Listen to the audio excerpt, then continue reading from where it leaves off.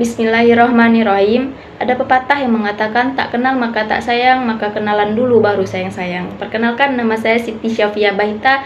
Saya perwakilan dari kelompok 4 akan mempresentasikan hasil diskusi kami dengan judul pengelolaan sumber daya manusia dalam Islam.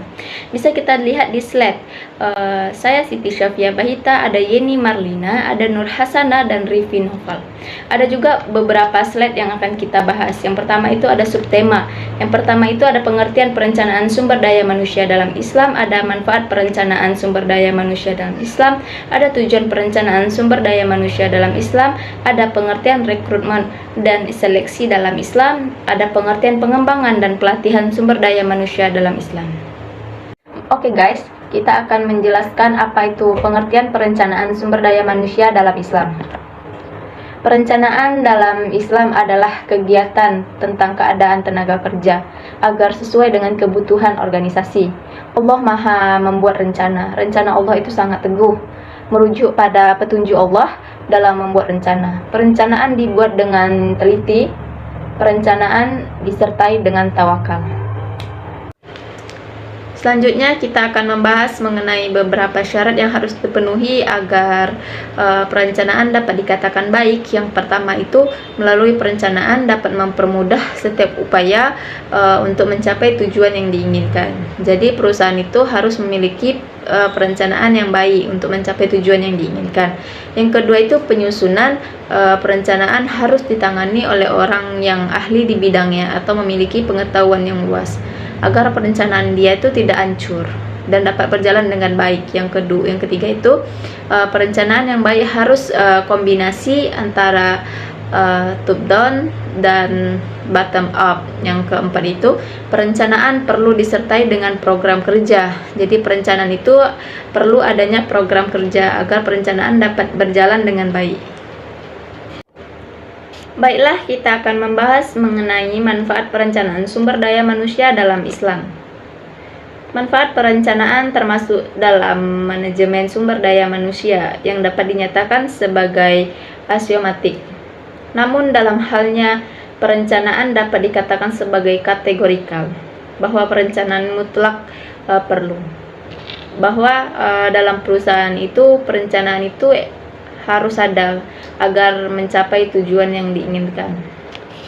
Beberapa manfaat perencanaan sumber daya manusia dalam Islam. Yang pertama itu perencanaan perusahaan dapat memanfaatkan sumber daya manusia yang ada, atau perusahaan dapat memanfaatkan sumber daya manusia dalam perusahaan tersebut agar lebih baik. Yang kedua itu melalui perencanaan sumber daya yang matang atau efektivitas. Yang ketiga itu produktivitas lebih baik ditimbangkan apabila memiliki data tentang pengetahuan.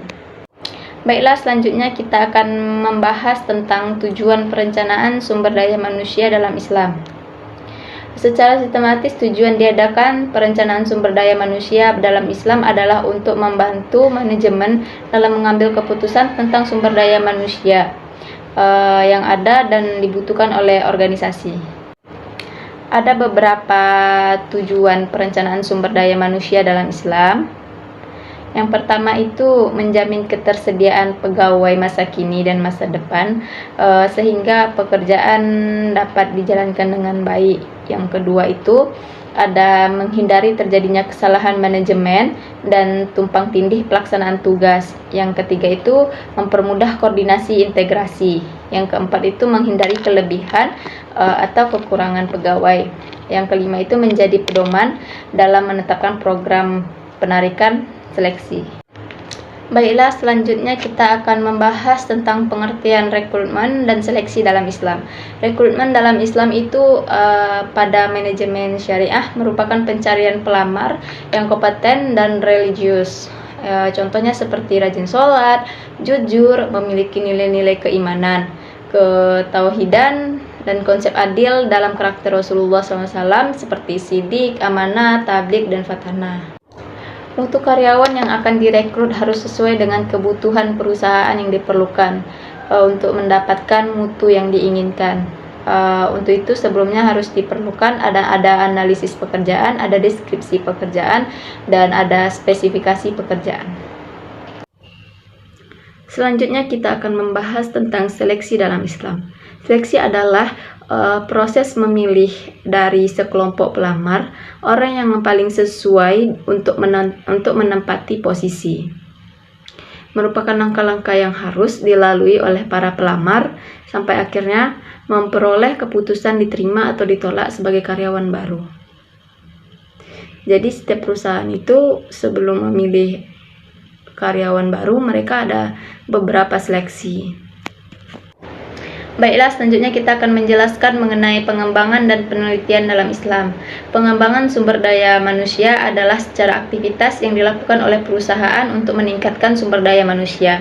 Berdasarkan konsep Islam ialah membentuk manusia yang berakhlak mulia, senantiasa menyembah Allah dan menebarkan rahmat bagi alam semesta dan bertakwa kepada Allah Subhanahu wa taala. Baiklah, selanjutnya kita akan membahas mengenai penelitian dalam Islam. Penelitian dalam Islam adalah mengetahui bagaimana proses rekrutmen karyawan disesuaikan dengan manajemen sumber daya manusia yang Islami. Penelitian dilakukan sama-sama membahas mengenai rekrutmen dalam suatu organisasi disertai dengan ajaran syariat Islam. Selesai sudah presentasi kita pada malam hari ini. Ada juga kesimpulannya. Pengelolaan sumber daya berkisar pada upaya mengelola sumber daya manusia dengan segala potensi yang dimilikinya seefektif mungkin sehingga dapat memperoleh sumber daya manusia yang puas dan memuaskan bagi organisasi. Sumber daya manusia merupakan bagian dari manajemen yang memfokuskan diri dan unsur sumber daya manusia. Baiklah, sekian dari presentasi kelompok kami. Jika ada salah kata, mohon dimaafkan. Assalamualaikum warahmatullahi wabarakatuh.